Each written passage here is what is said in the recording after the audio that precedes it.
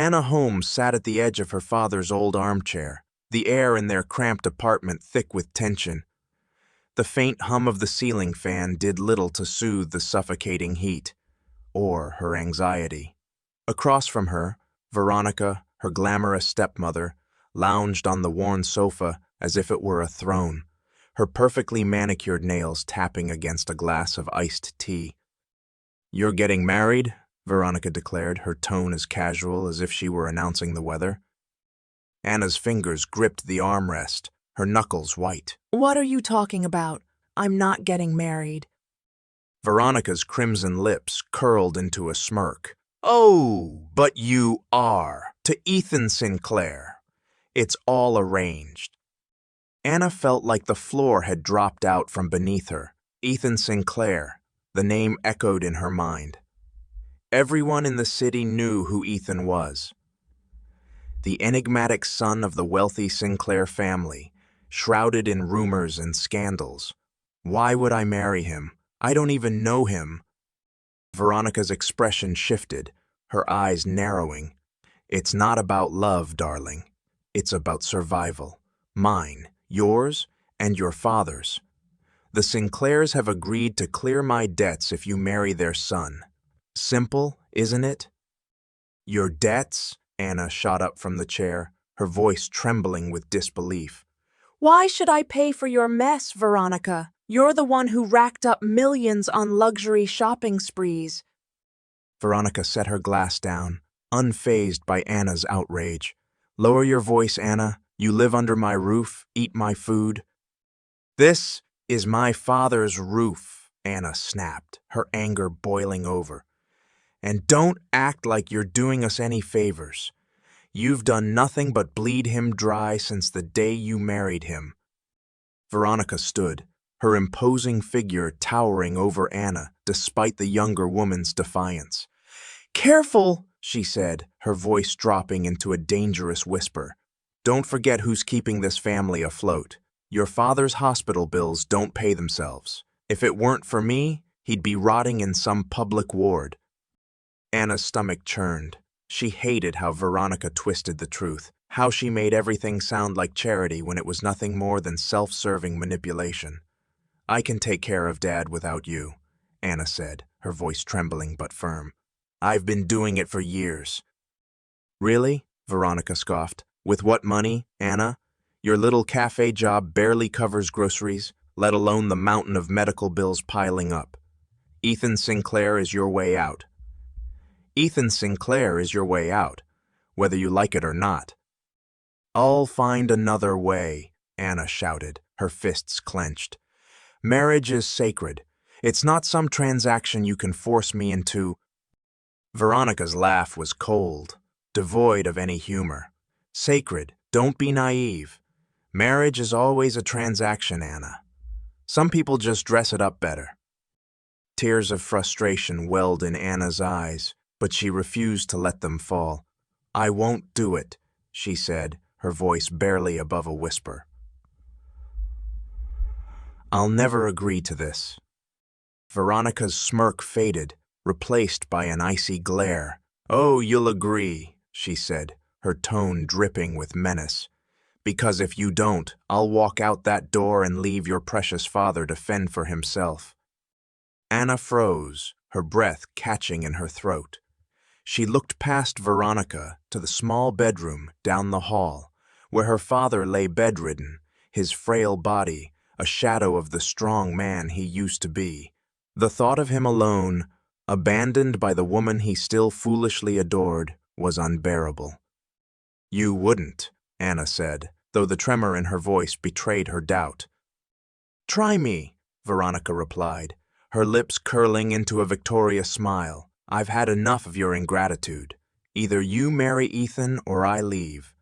And if I leave, so does the money keeping your father alive." Anna's legs felt weak, and she sank back into the chair. Her mind raced, searching for an escape, a loophole, anything that could save her from this nightmare. But every avenue led to the same dead end. Veronica had her cornered, and they both knew it. "Why Ethan?" Anna finally asked, her voice hollow. Why does he need this marriage? Veronica's eyes sparkled with satisfaction, as though she'd been waiting for the question. The Sinclairs have their reasons. Let's just say Ethan needs a reputation boost. You're perfect for the role. A quiet, unassuming girl from a respectable family. It's a win-win. Anna felt a fresh wave of disgust. So that was it. She wasn't a person to these people. She was a tool, a prop in their carefully orchestrated charade. And what happens to me? She demanded. What kind of life am I supposed to have with a man I don't even know? Veronica shrugged. You'll live in luxury. What more could you want? Anna stared at her stepmother, her chest heaving with suppressed rage. I want my freedom, my dignity, my life. And I want my debts paid, Veronica shot back. We don't always get what we want, Anna. Grow up. The room fell into a heavy silence, broken only by the distant hum of the fan. Anna's mind spiraled into chaos, the weight of the situation pressing down on her like a crushing tide. She thought of her father, his kind smile, his unwavering love. What if I run? Anna said suddenly, her voice trembling with desperation. Veronica chuckled, a low, menacing sound. You think you can outrun the Sinclairs. They own this city, Anna. And don't forget, your father's survival depends on me. You can't escape this. Anna closed her eyes, her breath shaky. The walls felt like they were closing in, and for the first time in her life, she felt truly powerless. Why are you doing this? She whispered. Do you hate me that much? Veronica's expression softened, but only slightly. This isn't about hate, Anna. It's about survival. We all do what we have to do. Anna wanted to scream, to throw something, to fight back against the suffocating injustice of it all. But she knew it wouldn't matter. Veronica held all the cards, and the Sinclairs were waiting. When? Anna finally asked, her voice barely audible. Veronica's smirk returned, triumphant and cruel. Tomorrow. Anna's head shot up. Tomorrow. You can't be serious. Oh, I'm very serious, Veronica replied. The arrangements have already been made. The venue, the dress, everything. All you have to do is show up. Anna stared at her stepmother in disbelief. How had her life spiraled so far out of control? She felt like a puppet, her strings pulled by forces beyond her comprehension. You'll regret this, Anna said, her voice trembling with both fear and defiance. One day, you'll regret everything you've done. Veronica laughed, a sharp, mocking sound. Doubtful, darling. Now get some rest. With that, Veronica swept out of the room, leaving Anna alone with her thoughts. The silence was deafening, broken only by the faint rustle of the wind outside. Anna sank back into the chair, her head in her hands. Her entire life had been ripped away in a single conversation. Tomorrow, she would stand at the altar with a man she didn't know, surrounded by people who didn't care, and vow to live a life that wasn't hers. Tears finally spilled down her cheeks, hot and bitter. For her father, for her stolen freedom, for the dreams that would never come true. She cried until there was nothing left, until her chest ached and her eyes burned. And then, in the stillness of the night, a single thought took root in her mind, a quiet, steely resolve. If they wanted to use her as a pawn, fine. But she wouldn't play by their rules. Not for long. Anna stood in front of the mirror, her reflection unrecognizable. The wedding dress was exquisite, a masterpiece of ivory silk and delicate lace, but it felt more like a shackle than a celebration. The diamonds on her neckline sparkled under the soft glow of the room's chandeliers, but Anna's green eyes were dull, her expression hollow. She wanted to tear the dress apart, to rip away the veil and run as far as her legs could take her. But outside the bridal suite, she knew Veronica was waiting like a predator, ready to pounce at the first sign of resistance. A knock at the door broke her thoughts. 5 minutes, Miss Holmes, a voice called from the other side. Anna's heart pounded in her chest. 5 minutes until her life changed forever. 5 minutes until she was forced to walk down that aisle and bind herself to Ethan Sinclair, a man she had never met. She turned away from the mirror, clutching the bouquet of white roses in her trembling hands. Her best friend, Sarah, entered the room, her expression a mix of concern and disbelief. "Anna, are you sure about this?" she asked, closing the door behind her. Anna swallowed hard. "Do I have a choice?"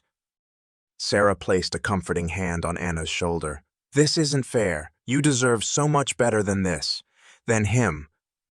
"I don't even know him," Anna whispered, her voice cracking. "He could be a monster for all I know. But if I don't do this, Veronica will leave my dad, and I can't let that happen." Sarah hesitated, then pulled Anna into a hug. "You're stronger than this," she said. "No matter what happens today, don't let them break you." The door opened again, and Veronica stepped inside, radiating impatience. "It's time," she announced, her sharp eyes narrowing at the sight of Anna and Sarah. "Don't make us late, Anna. The Sinclairs don't tolerate delays." Anna pulled away from Sarah, her resolve hardening. Every step felt heavier than the last. As they approached the grand hall, the low murmur of guests grew louder. Anna's stomach twisted when she saw the massive double doors leading to the ceremony. The sheer opulence of the Sinclair estate was overwhelming. The chandeliers, the gilded columns, the rows of elegantly dressed attendees. It was a stark contrast to the chaos in Anna's mind. Veronica leaned in close as they stopped in front of the doors. "Remember," she hissed, her voice venomous, "smile, act grateful, and keep your mouth shut. Don't embarrass me." Before Anna could respond, the doors creaked open, and all eyes turned to her. A soft gasp rippled through the crowd as the orchestra began to play. The weight of their stares was suffocating, but Anna forced herself to move, one step at a time. At the end of the aisle stood Ethan Sinclair, a towering figure in a perfectly tailored black suit. His expression was unreadable, his sharp features carved in stone. His dark eyes locked onto hers, and for a brief moment, she felt as though he was sizing her up, like a hunter studying its prey. Anna's knees threatened to give way, but she kept walking. Beside Ethan stood his father, Harold Sinclair, a man whose presence was as imposing as the estate itself. His calculating gaze swept over Anna, and she could feel the weight of his expectations pressing down on her. When Anna finally reached the altar, Ethan extended his hand, his grip firm and cold. She stared at him, searching for some hint of humanity in his expression, but found none. Her fingers trembled as she placed her hand in his, and she felt a pang of despair as the officiant began to speak. "Dearly beloved, we are gathered here today." The words blurred together as Anna's mind raced. She barely heard the vows being exchanged, her voice mechanical as she repeated the phrases dictated to her. Ethan's tone was equally devoid of emotion, as if he were reciting lines from a script. When it came time for the rings, Anna's heart sank further. The diamond band that Ethan slid onto her finger was beautiful, but it felt like a chain tightening around her. She placed the matching band on his hand, her movements stiff and reluctant. "You may now kiss the bride," the officiant announced. Anna froze, her eyes widening. Ethan turned to her, his expression hard. There was no tenderness, no hesitation. He stepped closer, cupping her face with one hand, and pressed his lips against hers. The kiss was brief and devoid of warmth, but it was enough to ignite a storm of emotions within her: anger, humiliation, and a flicker of something she couldn't quite name. The crowd erupted into applause, but Anna barely noticed. Her mind was spinning as Ethan took her hand and led her down the aisle. The weight of the day crushed her, each cheer and congratulations feeling like a slap in the face.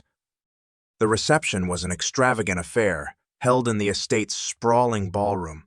Guests mingled, their laughter and chatter filling the air, while Anna sat at the head table, a glass of champagne untouched in her hand. Ethan was beside her, his posture rigid, his gaze distant. "You should at least pretend to enjoy yourself," Ethan said, his voice low. Anna turned to him, her green eyes flashing with defiance. Friends? Pretend. That's what this whole day has been, hasn't it? Ethan's lips twitched into a humorless smile. "Exactly, and if you're smart, you'll keep playing your part." Before Anna could respond, a figure appeared beside them. It was Naomi Lancaster, a stunning woman with piercing blue eyes and an air of confidence that commanded attention. She placed a hand on Ethan's shoulder, her smile dripping with familiarity. "Ethan," Naomi purred, her voice silky. "You didn't tell me your bride would be so—" Anna stiffened, her grip tightening on her glass. Naomi's presence was electrifying, and the tension between her and Ethan was impossible to ignore. "This is Anna," Ethan said flatly, his tone dismissive. "Anna, this is Naomi. Family friend." Naomi's smile widened, her eyes sparkling with mischief. "A pleasure to meet you, Anna." Anna forced a polite smile, her stomach churning. "Likewise." Naomi lingered for a moment longer, her gaze flicking between Anna and Ethan, before finally stepping away. As she disappeared into the crowd, Anna turned to Ethan, her voice barely above a whisper. "Is she the reason for this marriage?" Ethan's jaw tightened, but he didn't answer. The silence was deafening, and Anna felt a cold knot of dread form in her chest. Hours passed, and the reception began to wind down. Guests filtered out, their laughter fading into the night. Anna sat alone at the table, her head spinning. She barely noticed when Ethan approached, his hand resting on the back of her chair. "Let's go," he said, his tone leaving no room for argument. Anna rose to her feet, the exhaustion of the day weighing heavily on her. She followed Ethan out of the ballroom, the silence between them oppressive. As they stepped into the sleek black car waiting outside, Anna couldn't shake the feeling that she was being driven not to her new home, but to her doom. The car pulled away from the estate, the city lights blurring in the distance. Anna stared out the window, her hands clasped tightly in her lap. She didn't know what awaited her, but one thing was certain. This was only the beginning of the nightmare. The drive to Ethan Sinclair's mansion was a silent, suffocating journey. Anna sat rigidly in the back seat of the luxury car, her hands clutching her lap. Ethan's presence next to her was cold and commanding, as though the very air around him had frozen. He stared straight ahead, his jaw tight, his eyes unreadable. Anna stole a glance at him, trying to make sense of the man she had just married, but his expression was a fortress, impenetrable and unyielding. The car pulled into the massive iron gates of the Sinclair estate, and Anna's breath caught in her throat. The mansion was a sprawling structure of stone and glass, illuminated by an array of lights that made it look more like a palace than a home. The perfectly manicured garden stretched out in every direction, and a fountain gushed in the center of the circular driveway, its water sparkling like diamonds under the night sky. The driver opened Anna's door, and she stepped out hesitantly, her heels clicking against the cobblestone driveway. The grandeur of the place overwhelmed her, but it felt hollow, cold, like the man standing beside her. "Follow me," Ethan said curtly, his voice devoid of any warmth or welcome. Anna swallowed her unease and followed him up the marble steps to the front door, which swung open as they approached. A butler, an older man with sharp features and a neatly pressed suit, bowed slightly as they entered. His name tag read Edward. "Mr. Sinclair, Mrs. Sinclair." Edward greeted them with a polite smile, though his eyes lingered on Anna for a moment longer than necessary. It wasn't judgment. It wasn't judgment. It was pity. She felt it immediately, and it twisted her stomach. "Take her things to her room," Ethan instructed Edward, without sparing Anna a glance. Without waiting for her, Ethan strode off, his footsteps echoing through the cavernous foyer. Anna stood there, unsure of what to do. The silence of the mansion was deafening, broken only by the faint ticking of an ornate grandfather clock in the corner. "Mrs. Sinclair," Edward said gently, pulling Anna from her thoughts, "would you like me to show you to your room?" "My room?" Anna asked, confused. "Not our room?" Edward hesitated, his gaze flickering with discomfort. "Mr. Sinclair has arranged for you to stay in the East Wing. If you'll follow me?" Anna bit back the sting of humiliation and nodded. Of course, Ethan wouldn't share a room with her. This wasn't a marriage. It was a transaction, and she was nothing more than a pawn in his game. Edward led her through a maze of hallways, each one more lavish than the last. The walls were adorned with expensive artwork, and the floors were covered in Persian rugs that probably cost more than her father's entire medical treatment. Finally, they reached a door at the end of a long corridor. "This will be your room, Mrs. Sinclair," Edward said, opening the door. Anna stepped inside and felt her breath hitch. The room was enormous, with high ceilings, a king-sized bed draped in silk sheets, and a balcony that overlooked the gardens. It was beautiful, but it felt like a gilded cage. "Thank you, Edward," Anna said quietly, trying to muster a smile. "If there's anything you need, Mrs. Sinclair, please don't hesitate to ask," Edward replied, his tone kind. "Good night." He closed the door behind him, leaving Anna alone. She sat on the edge of the bed, her head in her hands. The events of the day crashed down on her like a tidal wave, and for the first time, she allowed herself to cry. Silent tears streamed down her face as she thought of her father, still bedridden and unaware of the sacrifice she'd made for him. A soft knock at the door startled her, and she quickly wiped her tears. A woman in a maid's uniform entered, carrying a tray with a teapot and a plate of cookies. She looked to be in her 40s, with a kind face and warm eyes. "Good evening, Mrs. Sinclair. I'm Daisy. I brought you some tea to help you settle in." "Thank you," Anna said, her voice trembling. Daisy set the tray down on a small table near the balcony. "It's a lot to take in, isn't it? This house can feel overwhelming at first." Anna nodded, unsure of how much to say. She didn't want to reveal the chaos swirling inside her to a stranger, even one as kind, looking as Daisy. "If you ever need someone to talk to," Daisy added softly, "I'm here." Anna managed a small smile. "Thank you, Daisy. I appreciate it." The maid gave her a reassuring nod before leaving the room. Alone again, Anna poured herself a cup of tea, her hands shaking slightly. She stared out at the gardens, wondering how her life had spiraled into this nightmare.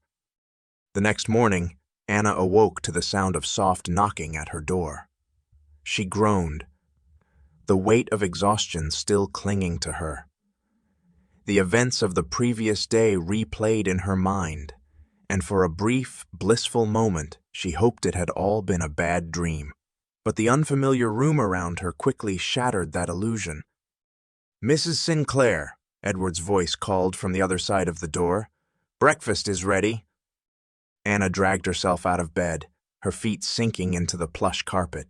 She changed into a simple dress she had brought with her, one of the few things that felt like her own, and reluctantly made her way to the dining room.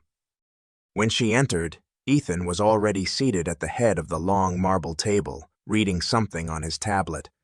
He didn't look up as she approached, and Anna hesitated before sitting at the opposite end. The distance between them was as vast as the table itself.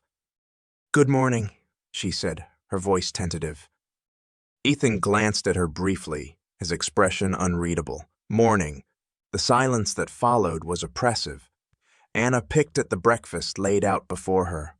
Fresh fruit, pastries, eggs, but her appetite was non-existent. She felt like a stranger in her own life, trapped in a house that wasn't hers with a man who didn't care. As the minutes dragged on, Anna's frustration bubbled to the surface. She set her fork down and looked at Ethan. "Is this how it's going to be?" she asked, her voice sharper than she intended. Ethan finally looked up, his dark eyes locking onto hers. What are you talking about? This, Anna said, gesturing around the room. The silence, the coldness. I know this isn't a real marriage, but do we have to make it miserable? Ethan's gaze hardened. This isn't about you being happy, Anna. This is about fulfilling an agreement. Nothing more. Anna's cheeks flushed with anger. So that's it. You don't care about anything beyond your precious agreement? Ethan set his tablet down and leaned back in his chair, his expression one of irritation. Careful, Anna. You're here because you agreed to the terms. If you don't like it, that's your problem. Anna stood abruptly, her chair scraping against the floor. You're unbelievable, she said, her voice shaking. You think you can treat people like this because you have money and power. Well, I won't be your puppet, Ethan. Without waiting for a response, she stormed out of the dining room, her heart pounding. She didn't know where she was going, but she needed to get away from him, from the suffocating atmosphere of the mansion. As she wandered through the halls, her mind raced. Ethan might see her as a pawn, but she refused to let him control her.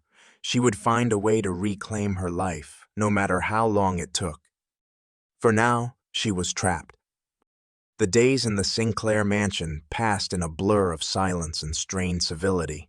Anna kept her interactions with Ethan to a minimum, determined not to give him the satisfaction of seeing how deeply her new life unsettled her.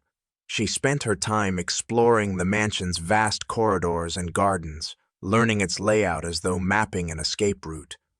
But no matter where she went, the suffocating presence of the Sinclair legacy loomed over her like a storm cloud.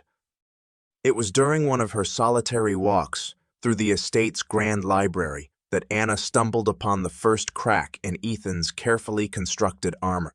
The library was a masterpiece of architecture, its walls lined with shelves of leather-bound books and its high, vaulted ceiling adorned with an intricate mural of constellations. But Anna's attention wasn't on the grandeur.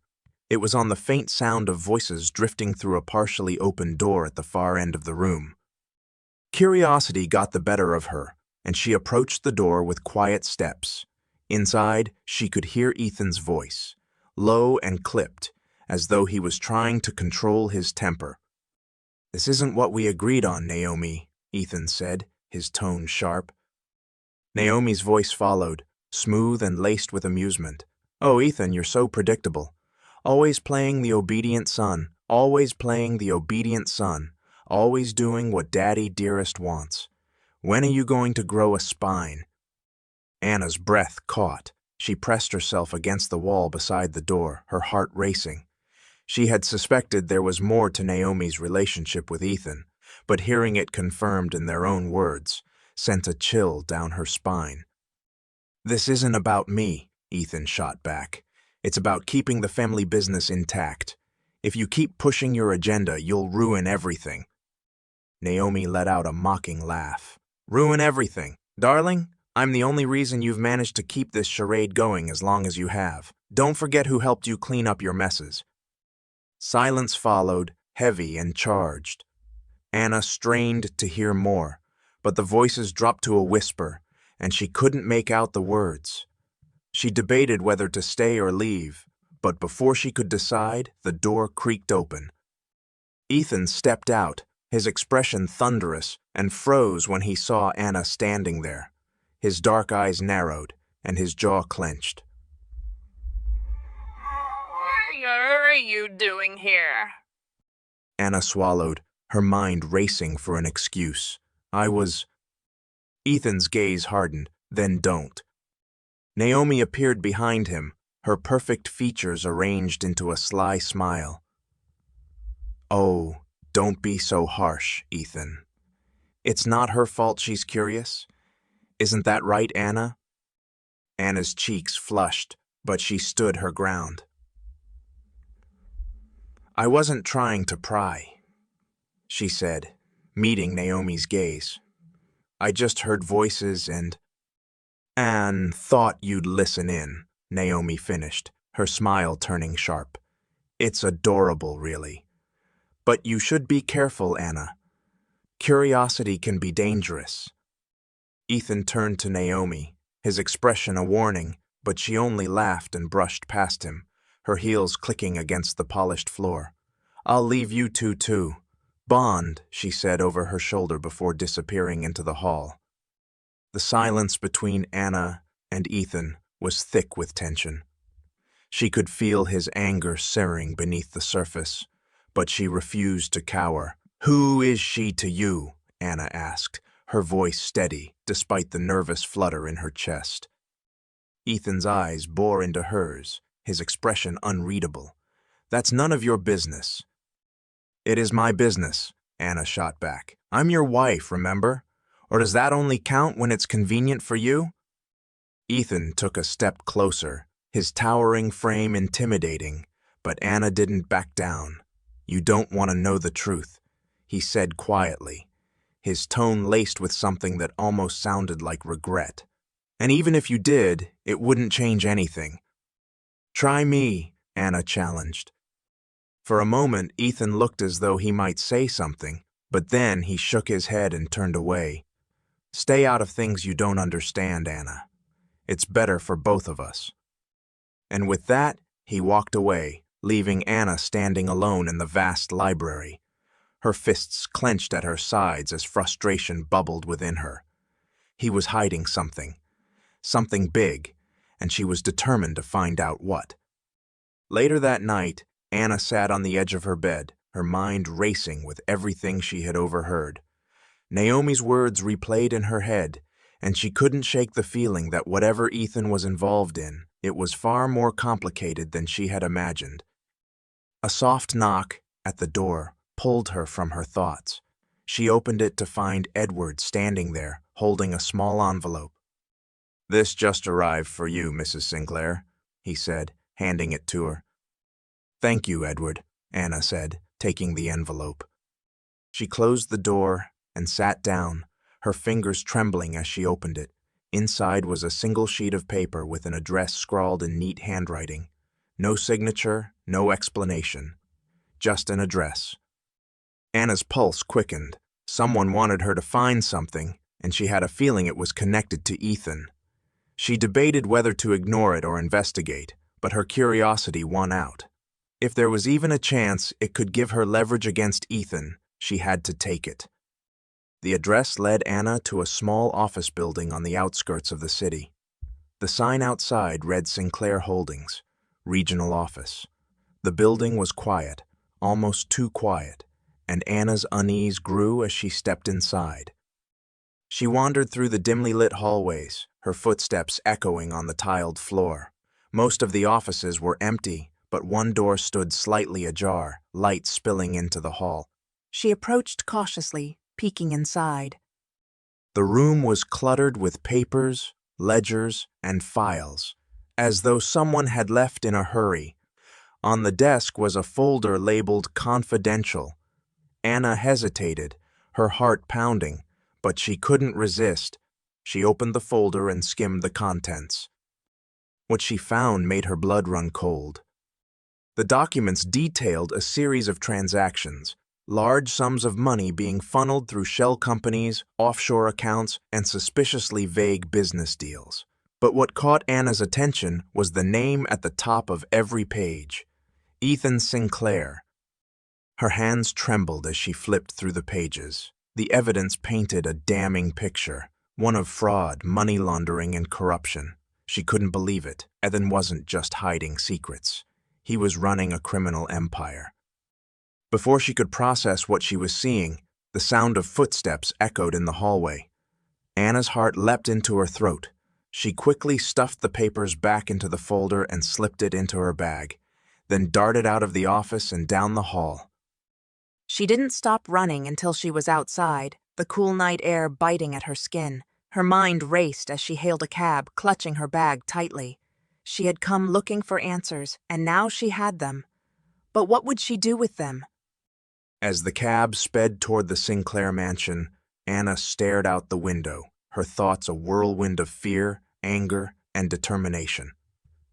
Ethan had underestimated her, but he wouldn't get away with this. Not if she had anything to say about it. Anna barely slept that night, the stolen documents weighing heavily on her mind. Every time she closed her eyes, she saw the damning evidence.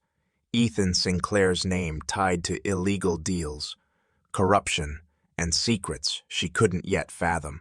She had wanted leverage, but now that she had it, the stakes felt impossibly high. What was she supposed to do with this knowledge? Could she confront him directly? Or would that only put her in danger? By the time morning came, she had resolved to act, though the plan in her head was half-formed and reckless. She couldn't live like this, tiptoeing around a man who clearly had the power to destroy lives.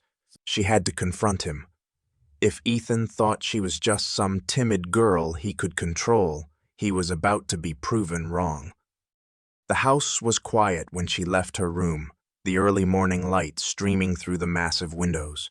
She made her way to the dining room, clutching her bag tightly, the folder hidden inside. Ethan was already there, seated at the head of the table with his tablet in hand, a cup of black coffee steaming beside him. He didn't look up as she entered, his focus entirely on whatever document he was reviewing. "Good morning," Anna said, her voice steady but cold. Ethan glanced at her briefly. "Morning." Anna walked to the table but didn't sit. Instead, she stood across from him, her heart pounding in her chest. "We need to talk." Ethan finally set the tablet down, his dark eyes narrowing slightly. About what? Anna pulled the folder from her bag and placed it on the table, sliding it toward him. Ethan's expression didn't change, but his posture stiffened ever so slightly. He opened the folder, his eyes scanning the first few pages. For a moment, the room was silent, except for the faint rustle of paper. Then he closed the folder with a quiet thud and leaned back in his chair, his gaze fixed on Anna. "Where did you get this?" he asked, his voice calm but with an edge that sent a chill down her spine.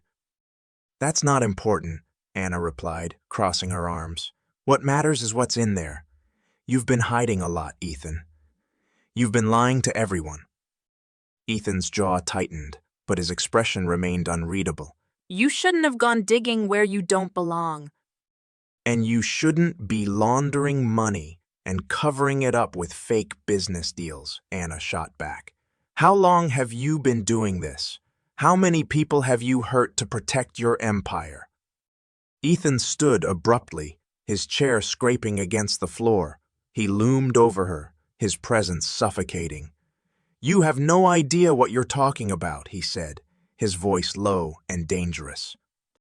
"Then enlighten me," Anna challenged, refusing to back down. "Explain to me why your name is on every page of those documents. Tell me why you're so desperate to keep your reputation intact." Ethan's eyes burned with anger, but there was something else there too, something like guilt. For a moment, Anna thought he might actually tell her the truth. But then he turned away, running a hand through his hair. "This has nothing to do with you," he said, his voice quieter now. "You're in over your head, Anna. Leave it alone." "I can't," Anna said, her voice breaking slightly. "You dragged me into this, Ethan. You and Veronica forced me into this marriage, and now I'm supposed to just sit back and ignore the fact that you're a criminal. Do you think I'm that naive?" Ethan turned back to her, his expression hard. "You think you're doing the right thing? That exposing this will fix everything? You don't understand how this world works, Anna. Sometimes you have to make sacrifices to survive." "Sacrifices," Anna laughed bitterly. "That's what you call ruining lives and breaking laws. Sacrifices?" Ethan took a step closer, his eyes locked on hers. "You think I enjoy this? You think I wanted any of this? I've been cleaning up my family's messes for years, trying to keep everything from falling apart. You have no idea the pressure I'm under." Anna stared at him, stunned. For the first time, she saw cracks in his armor. Cracks that revealed a man weighed down by the sins of his family, a man who had been forced into a role he never wanted. But her sympathy was fleeting. No amount of pressure justified what he had done. You could have walked away, Anna said softly. You could have chosen a different path. Ethan's lips curled into a bitter smile. There's no walking away from the Sinclairs, Anna. You don't get it yet, but you will. This family doesn't let you go. His words sent a shiver down her spine, but she refused to let him intimidate her. Maybe you've convinced yourself of that, but I don't have to live by your rules. I won't let you drag me down with you. Ethan's gaze darkened, and for a moment, Anna thought he might lash out. But then he stepped back, his shoulders tense. Do what you want, he said coldly. Expose me. Run away, whatever makes you feel righteous. Just remember, aims have consequences. Anna's heart raced as he walked past her, his footsteps echoing down the hall. She sank in the chair he had vacated, her hands trembling. She had stood up to him, but the confrontation had left her shaken. Ethan wasn't just a man. He was a storm, and standing in his path felt like courting destruction. But she wasn't done yet. She wouldn't let his warnings deter her. She needed a plan, something that would allow her to escape his grasp and protect herself from the fallout. Because one thing was certain, the storm was coming, and she had to be ready. Later that evening, as the sun dipped below the horizon, Anna sat on the edge of her bed, staring at the folder in her hands. She had spent hours poring over its contents, trying to piece together the full scope of Ethan's activities. The more she read, the more her resolve hardened. This wasn't just about her anymore. It was about justice, about doing the right thing in a world that seemed hell-bent on corruption. But she knew she couldn't do it alone. If she was going to take Ethan down, she needed allies. The thought terrified her. Trusting anyone in the Sinclair world felt like stepping into quicksand. But she didn't have a choice. Her thoughts were interrupted by a knock at the door. She tensed, hiding the folder beneath a pile of clothes on the dresser. Come in. Edward entered, his expression unreadable. Mrs. Sinclair, he said, his voice low. May I have a word? Anna nodded, her stomach twisting with unease. Edward stepped inside, closing the door behind him. For a moment, he said nothing, his gaze flickering to the dresser where she had hidden the folder. I know what you've found, Edward said finally, his voice barely above a whisper. Anna's heart stopped. What are you talking about? Edward sighed, his shoulders sagging slightly. You're not the first to dig into the Sinclair family's secrets. But if you're going to survive this, you'll need to be smarter than they are. Anna stared at him, her mind racing. Are you telling me this? Edward met her gaze, his expression solemn, because I've seen what happens to people who cross Ethan, and I don't want that to happen to you. For the first time in days, Anna felt a flicker of hope. Maybe, just maybe, she wasn't as alone as she thought. The moon hung low in the sky as Anna paced her bedroom, her thoughts spinning in 1,000 directions. Edward's warning earlier that evening had left her shaken, but it also confirmed what she already suspected. He was treading on dangerous ground. Ethan wasn't just a man clinging to power. He was someone who would do anything to maintain control. And she was standing squarely in his way. Her eyes darted to the dresser, where the folder of incriminating documents lay hidden beneath her clothes. It was her only leverage, her one chance to gain the upper hand. But what could she do with it? Exposing Ethan would be risky, dangerous even. But keeping quiet felt like signing her soul away. A soft knock at the door startled her. She froze, her heart racing. It was late, far too late for a casual visit. Her mind immediately went to Ethan. Had he come to confront her again? Or worse, had he figured out her next move before she had? Who is it? She called, trying to steady her voice. It's me, came Edward's voice, low and cautious. I have something to show you. Anna hesitated before crossing the room to open the door. Edward stood there, his expression calm but urgent. He stepped inside quickly, glancing down the hall before closing the door behind him. What's going on? Anna asked, her voice barely above a whisper. Edward pulled a folded piece of paper from his jacket and handed it to her. "This," he said, "is your way out." Anna unfolded the paper, her eyes scanning the address written on it. "There's a safe house outside the city," Edward explained. "It's used by people who need to disappear, quietly and quickly. If you want to get away from Ethan and the Sinclair family, this is where you go." Anna's breath caught. "You're helping me. Leave?" Edward's gaze softened. "You don't belong here, Mrs. Sinclair. This place will destroy you if you stay. I've seen it happen before."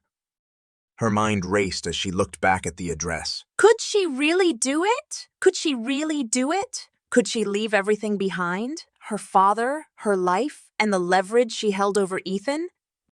"I can't just run," she said, shaking her head. "Ethan will find me. He'll hunt me down."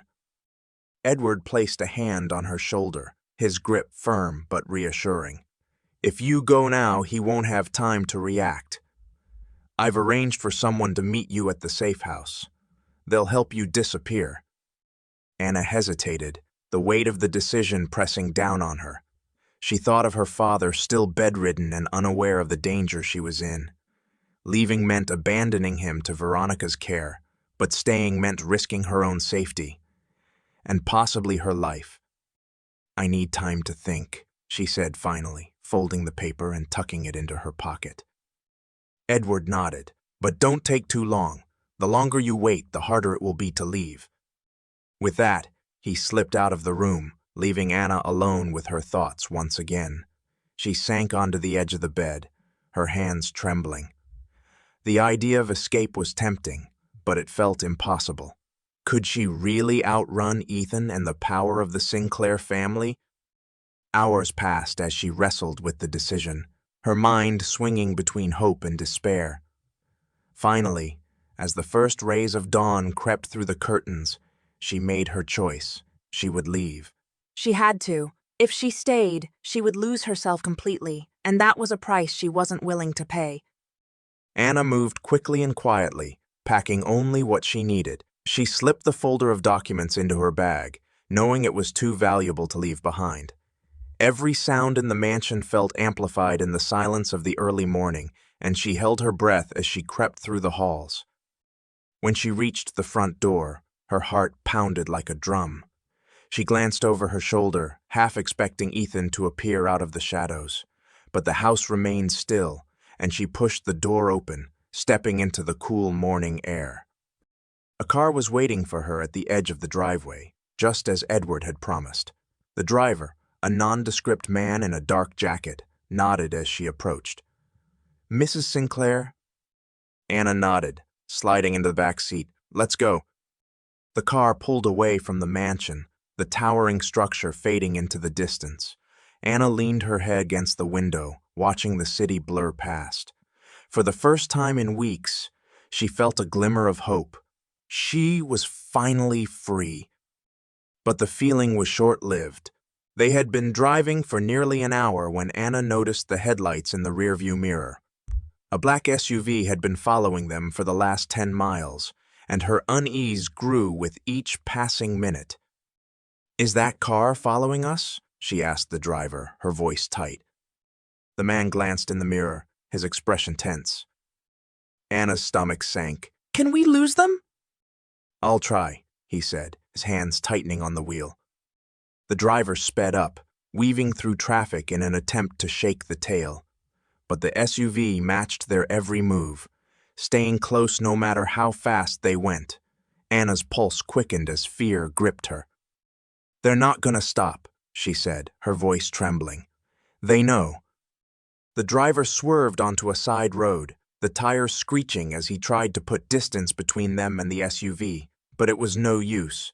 The black vehicle closed in, and Anna's worst fears were realized when it pulled alongside them. The passenger window rolled down, revealing a man in a dark suit. He pointed a gun at their car, his expression cold and unyielding.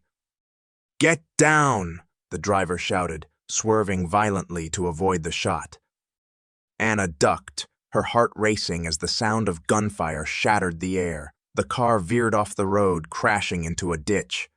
Anna's head slammed against the window, and everything went blurry.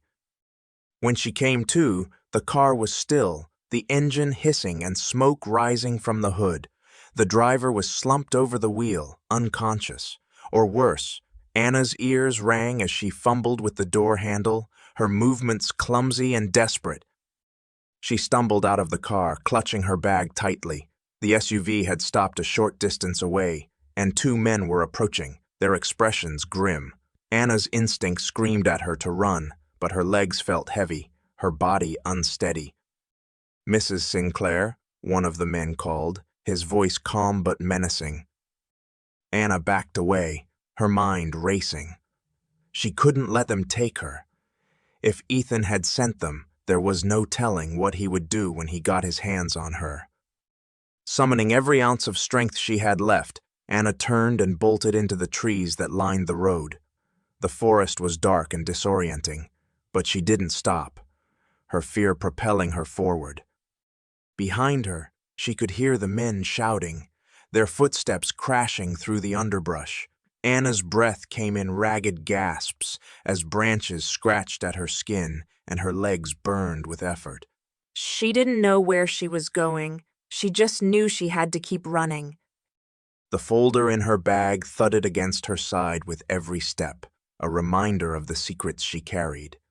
Secrets that might be her only salvation, if she could survive long enough to use them. Anna's lungs burned as she ran through the dense forest, her steps unsteady, her breath ragged. The shouts behind her grew faint, but she didn't dare slow down. Every fiber of her being screamed at her to keep moving, to survive. Her bag thumped against her side, the incriminating documents inside her only anchor to a fight she hadn't meant to join. Finally, when her legs felt like they might give out, she stumbled into a clearing. The forest opened up to reveal an old, abandoned cabin, its windows shattered, its wood weathered with age. It was a far cry from safety, but it was shelter. Anna darted inside, closing the rickety door behind her as quietly as she could. Her chest heaved as she pressed herself against the wall, trying to listen for any signs of pursuit. Minutes passed in agonizing silence, each one feeling like an eternity. She finally allowed herself to exhale, her trembling hands clutching the straps of her bag. For the moment, she was safe.